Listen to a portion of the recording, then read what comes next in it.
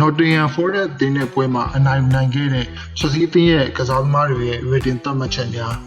းမင်္ဂလာပါ Chelsea အင်ပါရာမြန်မာနေပြီးတော့ကြိုဆိုလိုက်ပါတယ်ဒီနေ့တင်ဆက်ပေးသွားမယ့်အကြောင်းအရာလေးကတော့ Nottingham Forest အသင်းကို3ဂိုးမရှိနဲ့အနိုင်ခဲ့တဲ့ပွဲမှာ Chelsea အသင်းကစားသမားတွေရဲ့ rating သတ်မှတ်ချက်တွေကိုဖော်ပြပေးသွားခြင်းပါတယ်ဂိုးသမား Robert Sanchez ကိုတော့30မှာ9ပေးခြင်းပါတယ် Robert Sanchez ရဲ့ကာကွယ်မှုချို့ကိုမြင်တွေ့ခဲ့ရသလိုဒီနေ့ပွဲမှာအကောင်းဆုံးလက်စွမ်းပြနိုင်ခဲ့လို့ထင်ပါတယ်ရှေ့ထက်နောက်ဆုံးပုံမှန်နဲ့အတူသူ့ရဲ့အရေးပါတဲ့ကာကွယ်မှုချို့ကိုမြင်တွေ့ခဲ့ရတာကြောင့်မလို့အမှတ်7မှတ်မှာဆိုရင်တော့9မှတ်ပေးခြင်းပါတယ်နောက်ထပ်ကစားသမားတစ်ယောက်ကတော့ Gusto ဖြစ်ပါတယ် Gusto တော့7မှတ်မှာ6မှတ်ပဲပေးခြင်းပါတယ်သူ့ရဲ့ပထမပိုင်းကစားပုံကတိတ်အားရစရာမကောင်းသလိုဒုတိယပိုင်းအားကစားတဲ့ပွဲမှာလည်းခြေစွမ်းကပုံမှန်ထက်ပိုပြီးအနေငယ်သာပြသနိုင်ခဲ့ပါတယ်။ဒါအပြင်ကိုပွဲပြီးကန်ဒီမှာ2ဝါဒီနဲ့ထုတ်ပယ်ခံရတာကြောင့်တော့10မှတ်မှာ6မှတ်သာပေးချင်ပါတယ်။အချင်ပေါလူငယ်သမားလေးအချင်ပေါကတော့ဒီနေ့ပွဲမှာအကောင်းဆုံးခြေစွမ်းပြသနိုင်တယ်လို့ဆိုပါမယ်။ဒါကြောင့်မို့10မှတ်မှာ10မှတ်ပေးချင်ပါတယ်။သူရဲ့ကောင်းတဲ့ဂိုးသွင်းလို့နဲ့သူအဖွင့်ဂိုးကိုရရှိနိုင်ခဲ့တာကြောင့်ချက်သီးကစားသမားတွေအားတက်လာပြီးတော့နောက်ထပ်သွင်းဂိုးတွေသွင်းနိုင်ခဲ့ပါတယ်။ချာလိုဘက်ကိုတော့10မှာ9မှတ်ပေးချင်ပါတယ်သူရဲ့အမားယုံချို့ကိုမြင်တွေ့ခဲ့ရပေမဲ့လည်းဒီအနိုင်ရရှိအောင်သူထင်ကစားနိုင်ခဲ့ပြီးတော့ဒီသူ့ရဲ့ wicket တွေစသဖြင့်သူ့ရဲ့ခံစစ်မှာဥဆောင်နိုင်တဲ့ကစားသမားဖြစ်မြင်တွေ့ခဲ့ရပါတယ်အကောင်းဆုံးခြေစွမ်းမဟုတ်သည့်တိုင်အောင်မှကျွန်တော်အနိုင်ခဲ့တဲ့အတွက်ကြောင့်မလို့10မှတ်မှာ9မှတ်ပေးချင်ပါတယ်ကူကူရေလာရဲ့ခြေစွမ်းကတော့ဒီနေ့ပွဲမှာအများကြီးထူးခြုံပြောင်းတဲ့ပုံစံမြင်တွေ့ခဲ့ရခြင်းမရှိပေမဲ့လည်း10မှတ်မှာ9မှတ်ပေးချင်ပါတယ်လာဗီယာကိုတော့10မှတ်မှာ9မှတ်တာပေးခြင်းပါတယ်ပထမပိုင်းဒီပွဲလုံးမှာ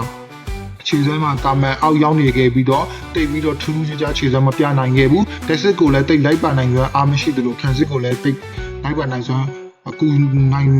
စွမ်းမရှိပါဘူးဒါအပြင်သူ့ရဲ့အမားယုံချို့ကိုလည်းမြင်တွေ့ခဲ့ရအကြောင်းမို့လို့9မှတ်တာပေးခြင်းပါတယ်စန်တိုကိုလည်း9မှတ်ပဲပေးချင်ပါတယ်။ဘာဖြစ်လို့လဲဆိုတော့စန်တိုကဒီနေ့ပွဲမှာသူ့ရဲ့ပုံမှန်မဟုတ်တဲ့နေရာအသစ်တစ်ခုမှာကစားနေခဲ့ရကြောင်းမို့လို့အခြေခံမပြနိုင်ခဲ့ပါဘူး။10မှတ်မှာ9မှတ်သာပေးချင်ပါတယ်။ကာနာချိုလည်းထုံနည်း၎င်းပါပဲ9မှတ်သာပေးချင်ပါတယ်။ပထမပိုင်းတစ်ပိုင်းလုံးမှာခြေစွမ်းကပုံမှန်အောက်ရောက်ရှိနေခဲ့လို့ပြောရမှာဖြစ်ပြီးတော့သူတယောက်တည်းကစားနေရတဲ့ပုံစံဖြစ်တဲ့အသင်းနဲ့တူလိုက်ပါကစားနိုင်ခြင်းမရှိသေးပါဘူးဒါကြောင့်မို့သူနောက်ပွဲတွေမှာအများကြီးတိုးတက်ဖို့လိုနေသေးပြီးတော့ Chelsea ရဲ့ကစားကွက်မှာအသားကျဖို့လိုနေသေးပါတယ်ဒါကြောင့်မို့လို့10မှတ်မှာ9မှတ်သာပေးချင်ပါတယ်နတ်တိုကတော့ဒီနေ့ပွဲမှာအကောင်းဆုံးခြေစွမ်းပြနိုင်တယ်လို့ဆိုချင်ပါတယ်သူက10မှတ်မှာကျွန်တော်10မှတ်ထိကိုပေးချင်ပါတယ်နတ်တိုရဲ့သူတွင်းဂိုး2ဂိုးကိုဖန်တီးပေးနိုင်ခဲ့တယ်လို့တွင်းဂိုး2ဂိုးကိုလည်းရရှိနိုင်အောင်ဆွမ်းဆောင်ပေးနိုင်ခဲ့ပါတယ်သူရဲ့အကောင်းဆုံးခြေစွမ်းကိုမြင်တွေ့ခဲ့ရဖြစ်ပြီးတော့ကျွန်တော်သူရဲ့ရှေ့တဲ့နောက်ဆုံးမှန်တိုက်စစ်ကိုအကောင်းဆုံးကူညီပေးနိုင်မှုတွေအထူးသဖြင့် free kick ကနေလည်းဂိုးသွင်းယူနိုင်ခဲ့တာကြောင့်ကျွန်တော်10မှတ်ပေးချင်ပါတယ်ဂျာအိုပထရိုတော့ကျွန်တော်9မှတ်ပေးချင်ပါတယ်10မှတ်မှာ9မှတ်ရရှိပါတယ်ဂျာအိုပထရိုကတော့အရင်ခြေစွမ်းမကောင်းခဲ့ပေမဲ့လည်းအသင်းနဲ့တူလိုက်ပါဆေးမျိုးနိုင်တယ်အသင်းကိုပေးဆက်ကစားနိုင်တယ်တက်စစ်ပိုင်းမှာဥဆောင်နိုင်တဲ့အတွက်ကြောင့်မို့လို့9မှတ်ပေးချင်ပါတယ်ကျွန်တော်ရဲ့အကောင်းဆုံးကစားသမားကတော့855ရရှိခဲ့တဲ့ဒီ Reece James ပဲဖြစ်ပါတယ်ကျွန်တော်တက်ကတော့ Reece ကဒီနေ့ပွဲမှာအကောင်းဆုံးကစားသမားတစ်ယောက်ဖြစ်ပါတယ်တကူသွင်းယူပေးနိုင်ခဲ့သလိုတကူလည်းဖန်တီးပေးနိုင်ခဲ့ပါတယ်ဖန်တီးပေးခဲ့တဲ့အလုံးကတော့သူ့ရဲ့ဒ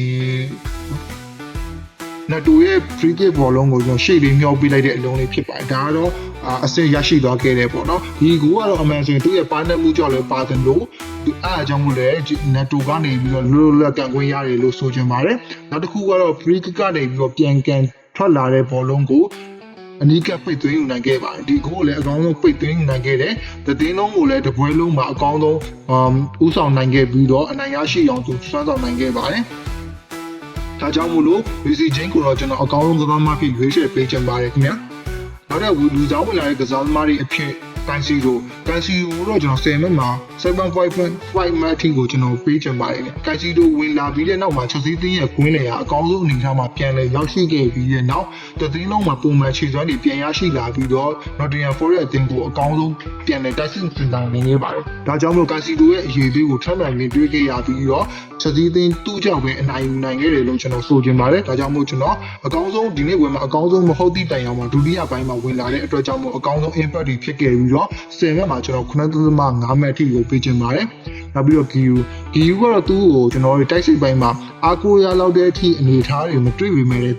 သူဝင်လာပြီးတဲ့နောက်ပိုင်းမှာချက်စီးသင်းရဲ့ကစားပုံကတိတိကျကျကောင်းမွန်ခဲ့တယ်ဆိုတာကိုကျွန်တော်နှစ်ပွဲစတိုက်ကိုမြင်ခဲ့ရပြီးပါပြီလီဗာပူးအသင်းနဲ့ပွဲစဉ်မှာလည်းဖာတိုက်ကိုအလုံးရှုပ်တွေပေးခဲ့တယ်လို့ဒီနေ့